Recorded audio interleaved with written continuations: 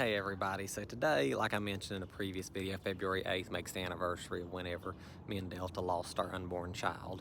We lost two unborn babies during our pregnancy, and we had a very difficult time conceiving, and we had fertility issues and all that, and it comes to remind us, of why I have so many issues to this day with Pentecostalism and people who claim they have the gift of prophecy, because Delta was prophesied over 3 times that she would give birth to many children and that she would be a mother and all her dreams would come true. And she held on to that belief for a long time. And, it was pretty obvious, that it was just something that was concocted up to make her feel good and all that. And I think that's the moment I really started moving away from Pentecostalism and Protestantism in general, started moving in the direction of Anglicanism, is when I realized just how much rubbish a lot of it really was. And stuff like that bothered me. And that's part, a lot of people ask about my spiritual journey and why I ended up where I was at and all that. And that was a huge factor.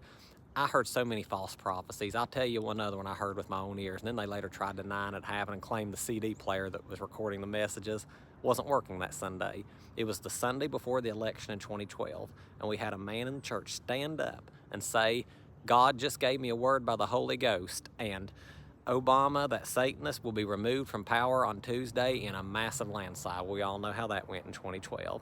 Didn't happen. Then remember in 2020, Pat Robertson proclaimed that Trump would win in a landslide. Didn't happen. It's time we stop with the garbage, because all that does is hurts the credibility of Christians, because a lot of non-Christians don't get that there's a difference between Pentecostal extremism and actual Christianity, and stuff like that smears us all. So I think it's time to stop with the nonsense.